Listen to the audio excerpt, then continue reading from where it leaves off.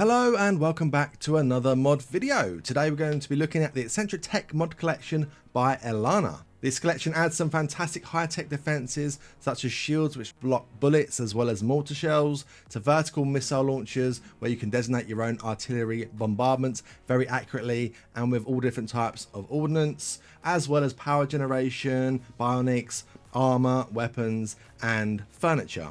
Keep an eye out specifically. I mean, there's a lot of good stuff in this mod, but the repair cabinet later on, which I'll show you, is fantastic. The animations in this mod collection are really well done. So let's get into it. As ever, the links to the mods are in the description below. Aelanna also does plenty more mods other than the ones we're going to show today. So if you enjoyed these ones, good chance you'll enjoy those ones as well. So go and check them out. And don't forget to subscribe to the channel if you enjoy this video. So first of all, let's check out the research tree. I like to look at this first so you guys can see any limiting factors, and you can see the breakdown of the research tree and the research required to get through to different stages. This is a very high-tech mod, so as you can imagine, we're going to need to have high-tech research bench and multi-analyzer for everything except the first step in the furniture, which just needs complex furniture and electricity. With just the high-tech research bench and the multi-analyzer, you can research most of the fuel related things, a lot of the defense things and the furniture bits, even the automated fabrication, but you would need to research fabrication for those as well. There is one limiting factor, however, and that is the Aurora core. The Aurora core is a linkable for the research bench, and you need to have one of these down in order to progress further in the research tree from nano fabrication all the way down to all these linkable ones down here for turrets, for armor, for weapons, for shield related bits, etc. The problem with the Aurora core, it's not really a problem, but the limiting factor is you need to have a persona core in order to make one. So you'd have to wait for a specific quest to as a reward to get one, or you might have a mod that gives you access to getting things such as the trading terminal from Video Expanded, or the warrants mod where you can specifically order things and pay over the odds for them. Otherwise you have to wait for a quest in order to build one. So until you get a persona core and therefore make an Aurora core to get the research stuff done down here, you are a little bit limited on what you can do. But I mean, you can do the power stuff, you can do some defenses, and you can do some furniture. So now let's talk about defenses. So we have these shields, these cool shields. We've got a little one there, we've got a big one there. We have our vertical missile launchers where the bombs are kept underground. We have turrets, and we have controllers for those turrets. The first thing to point out is that your defense is all connected up to a grid. So we have a defense grid conduit here, which is how you connect everything together.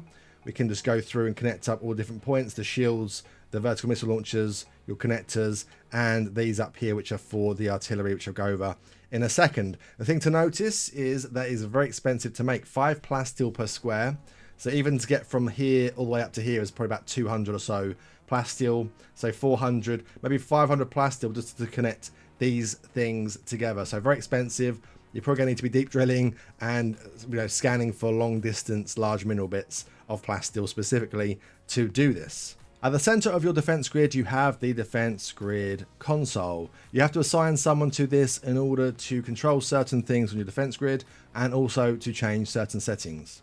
The only kind of things you can really change with the shields is the kind of projectiles that you are going to block. You've got direct, overhead, explosive and non-explosive. You may be thinking, well, surely you want to block against everything.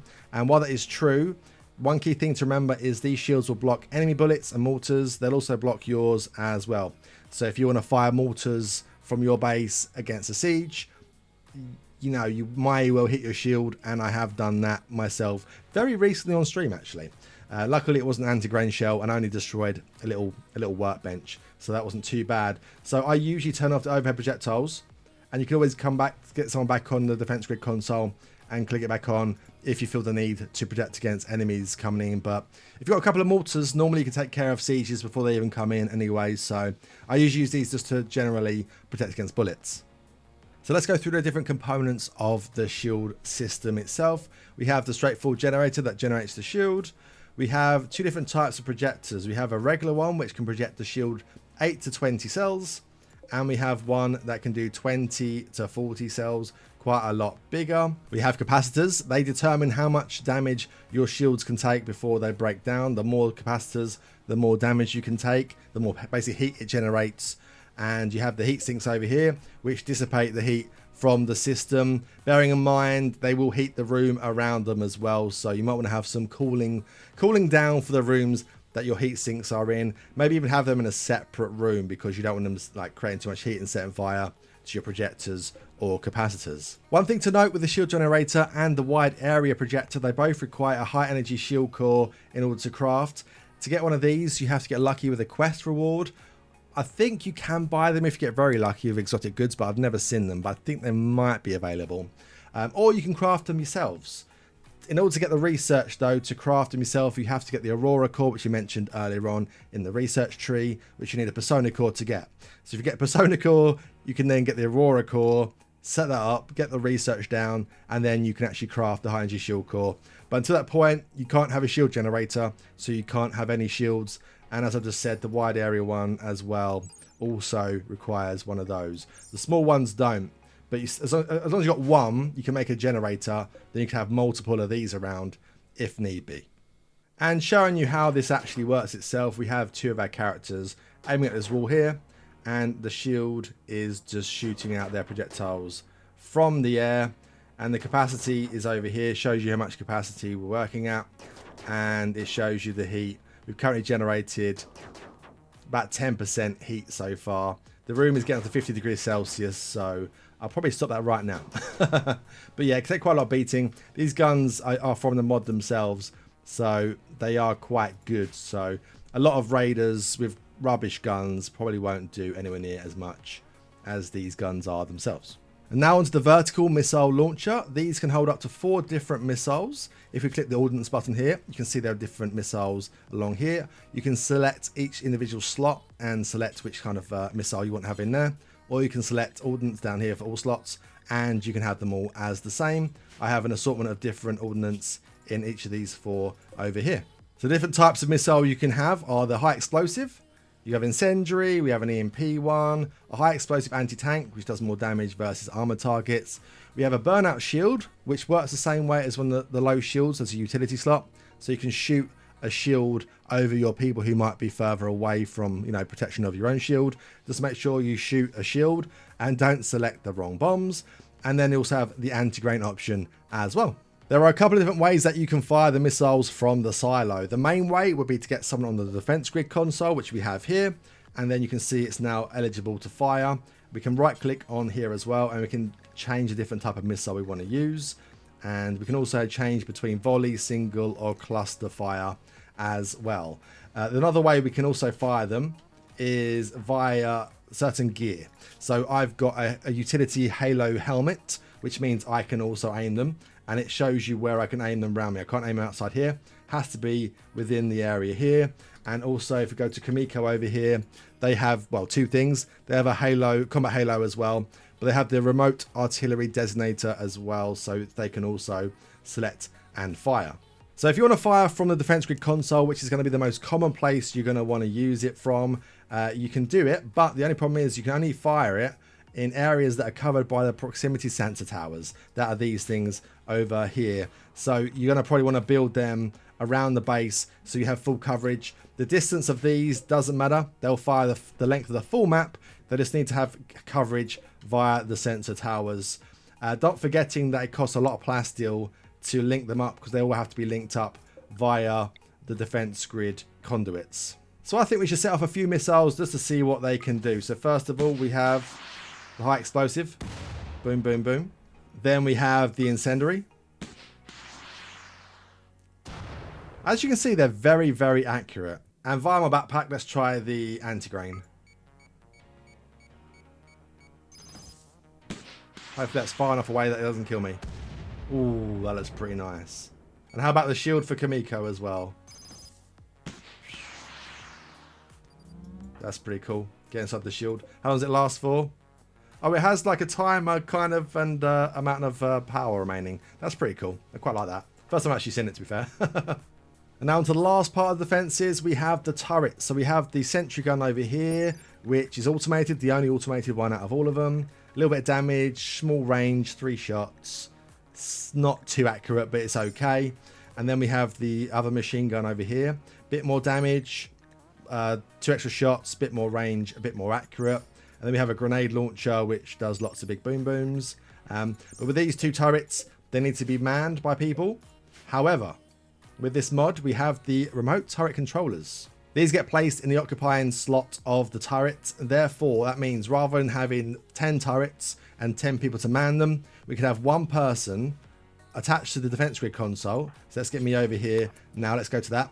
And I can then control both of these turrets. So if we click on this one now, select false target, I can shoot that and this one at the same time. That's going to go very, very quickly, isn't it? Obviously, there are other mods that have pretty cool turrets that are all automated. But in this one here, these ones are manned. They're quite strong ones. You can have 1 person control multiple turrets while everyone else has their guns out or maybe controls different things around the base. And now on to power. So this mod has its own generator. I've actually got a few here, and there's a reason for that. It's because there are different types of fuel and different combinations of fuel you can mix together to generate different amounts of power. In the storage tanks below the generators, I have the different types of fuel that we need to combine to get power out of these generators. We have deuterium, we have tritium, and we have helium-3. These are combined together next to each other because that's a combination for these specific generators. So for the first one, we mix deuterium and deuterium, and we can get 30,000 watts of power. Second one, deuterium, tritium, and we get 50,000 watts. And on the last one, deuterium and helium-3, and we can get 100,000 watts of power. Now, in order to produce deuterium, we need to have ocean water. So I'll just put in some deep ocean water over here. As you see, it can only be built if it's adjacent to ocean water. We can't just build it anywhere. So when you're building your base, and if you want to use these mods, considering all 3 of these need deuterium as at least one part of it, you're going to want to have access to ocean water, because as it shows on here, it extracts deuterium oxide from terrestrial seawater. Next, with the tritium, we have to use uranium as fuel into one of these breeders, and it burns that out and it converts it into tritium. And unfortunately, there's no way of creating helium-3. The only way to get it is to buy it from exotic goods traders. So these 3 generators are already powered up. I have one over here that I've just added in, which is not powered up yet. You can select the different type of combination of fuel. We'll just go for D and D on this one again. You need to link them up via, if we go to power here, I've not linked these up on the same power grid for a specific reason. But you have fuel pipes which can link between everything here. So they're all linked up on the same fuel thing. But basically, in order to get one of these generators going, you need to give it a bit of a kickstart. So you have the ignition capacitors. Now, I could just connect it up to this network, and the power from these will help kickstart this one. But we're going to see what happens when I click start reactor. It's starting up, get some speed going as well. It uses the power from this to boost it. But as you can see, it might not actually be enough. I don't know. Well, it might be. Before I just put these all down together and put them all in here, and we had loads of power for it. It looks like it's going to be enough. It's 44% started up, and it's nowhere near halfway through here. So I'm using a generator and some battery power linked to this just to give it a bit of a boost. But as you see, it's starting getting more color. We'll go triple speed again. Get into the right kind of color. Not producing any power just yet. And eventually, once it gets up to 100%, it should be good. And then I can rename my thing. Okay. Great timing, game. Great timing. I'm leaving that in. I'm leaving it in. And yeah, it's operational now at 30,000 power. So you just need to make sure you have one of these down at least. I think for the higher level ones that have more capacity and more power, you might need to have multiple ones going at the same time. So maybe 2 to be safe. If you get one of these going, this will probably be enough to actually kickstart other generators and, you know, get them all in one big grid. But I can't imagine needing too many of these to run a colony, to be fair. Workbenches and storage solutions, including linkables, because we have the Aurora core, which we've mentioned several times already, the linkable to the research bench to get the higher level tech stuff. We have the nano fabricator and nano assembler. The fabricator here, you can make nano weave, which is the kind of cloth material for some of the later on armor and clothes. We have high density hex cells, again more for the armor and some of the weapons later on. Hull plate for the fusion reactors and some special repair fuel. Then we have the nano assembler, which is where you can make the high energy shield core for your shield generator and for the wide area projector. And we have a few different types. There was lots of different clothing, armor, weapons, body parts, and also we can make the missiles here as well. So let's go through some of the different types of armor and weapons and bits and pieces like that, just so you know what the mod has to offer in that respect. Got a few different types of shield belts. This one here, for example, is one that you can wear while having guns as well, so you can shoot and still be protected by a shield belt. And we have one here which is high capacity. This one here's got better protection because the way it shatters a bit differently. We have different types of clothing, lots of like regular clothing which give you buffs like carrying capacity, work speed, medical operations, carrying capacity. And then we've got the halos and things, the combat halos, where you can designate some of the bombs that I could do earlier, which we showed off. We have undersuits, which are skin layer, which are really actually quite powerful. We've got movement speed, carrying capacity, less flammability, toxic resistance, and it's actually pretty good armor for a skin layer thing as well. There's different levels of these as well. And then on the middle layer, we have combat uniforms, which again provide flammability reduction and some good hit chance and dodge chance. So if you're wearing a skin layer one of these and the combat uniform afterwards, you should theoretically have minus 100% flammability, so you can't get set on fire. Again, there's higher level versions of these as well, but they all give some quite significant buffs. Then onto the guns, we've got a few different charge rifles, precision charge rifles. That 42 damage there, that's pretty good. Bit of a slow shot, but good penetration. This one here fires quite quickly, 3 shots, 26 range. Charge carbines, LMGs, grenade launchers, lots of damage, rocket launchers, DMRs, anti-material rifles, and some faster firing like PDWs and things like that. Pretty decent damage overall for some of the higher caliber ones, and quite fast firing for this. 0.5 seconds aiming time, 0.35 seconds. That's very, very quick. In terms of the body parts, none of these actually give any kind of a boost. It's more, I guess, decorative and changing your colonists to how you want them to be. It's more tails and horns, ears and nose kind of things. But they all have 100% efficiency. So no buffs to you, but if you want to make yourself look a bit different, make yourself look like a fox girl or something, then you can do that. The next two workbenches are automatic. We've got Auto Fabricator Basic and Advanced. They make components and advanced components. Now they need to be connected to a storage solution, which we have here from the mod, in order to pull the resources to craft and in order to put the things they craft back in storage. So if I click on the fabrication point of the Auto Fabricator Basic, it shows you I've got a supply of 100 steel in there, and it's going to cost me 12 steel to make one, and I can set my bills up there and do X times or forever or however I want to do that, kind of limited by how much I've got in my stockpile. Then we click on the other one over here and you can see it shows you what's in the stockpile on the left, what we need on the right, and again I can set my bills up for these. So everything is linked up to these specific steel supply shelves, and they're linked up via the supply conduits. As you can see here, we have a little linkable here. So yeah, the auto fabricators will pull resources off to make their components or advanced components, and then they'll drop them back in to the relevant storage. You can even set things specific, so if I only want to have one stack of something inside here, I can. So I can have some resources inside these for making components, and the rest can be in a larger storage somewhere else. One other really cool thing that the supply conduits and the stockpile thing does is we have over here our repair cabinet, which I mentioned earlier is one of the really cool parts of this. So if we click on supply, it shows you in our supply all the different resources we have. If I click on repair, it shows you the HP of the things that are inside the repair cabinet, and it also shows you the resources that would be needed to repair them. So if I was to happen to damage one of these pieces of gear, so as you can see here, it's been slightly damaged. It's down to 55% HP, but while they're sleeping, you can see the animation go up and down. It is repairing, and it's going to cost me nano weave, which we've got some in the stockpile because it's all linked in the supply, and every 22.2 seconds it will repair 16 HP. So what I love about the repair cabinet is that I think it's quite well balanced. You need to have the resources to actually repair the items, and there are far too many repair mods that I've used in the past that it just takes time, and it's kind of like a free repair.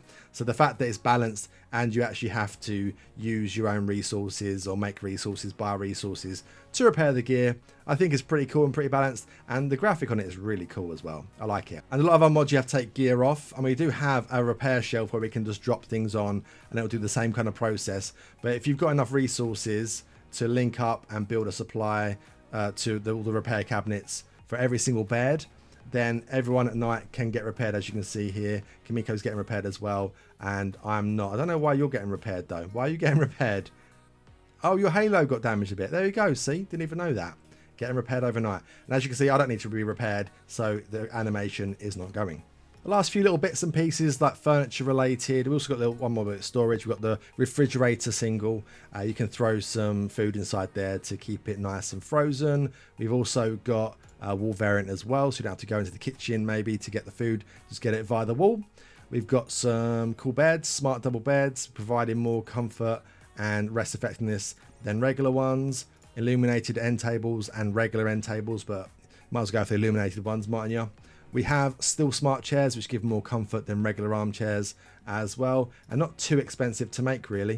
Don't have to worry about having to get loads of cloth for armchairs and all that kind of stuff. And we have the smart tables, which are fantastic. They look really cool. I love the graphics on them, and also grants a tiny amount of experience and random skills when used for entertainment. So for recreation, you'll also gain yourself some random experience in skills. We also have these different ceiling lamps as well, regular ones, chandelier 1x1 and chandelier 2x2. These things also provide a decent amount of beauty, 56 for these chandeliers and even 8 for these little fancy chairs. So I think that's pretty cool. So there we have it. That's the Eccentric Tech collection of mods by Aelanna. Don't forget the links to the mods will be in the description below. Let me know in the comments if you're going to pick these up, if you use them already. And don't forget to subscribe if you enjoyed the video. Thank you guys very much for watching, and I'll see you in the next one.